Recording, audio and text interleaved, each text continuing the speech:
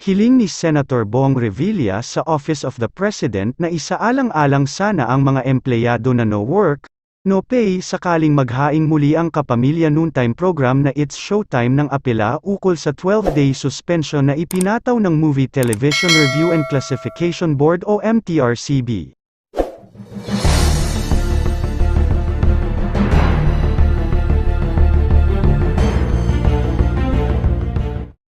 Ito ay matapos ilabas ng nasabing ahensya ang resolusyon ng pagde-deny nito ng motion for reconsideration na inihain ng It's Showtime nang mapatawan ng suspension dahil sa controversial icing incident ng magpartner na sina Vice Ganda at Ayon Perez.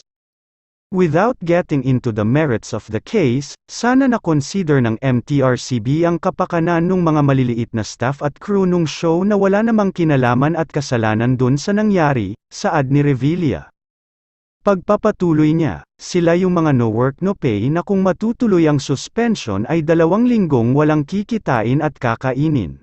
Dagdag pa ni Bong, maaari daw mag-file ulit ng apela ang ABS-CBN at GMA sa Office of the President sa loob ng 15 araw. I think lessons have been learned, kung nagkaroon man ng pagkakamali, ang kasalanan ni Juan ay hindi kasalanan ni Pedro, so I hope we don't punish those working hard day in day out just to take out a living, giit pa ni Senator Bong.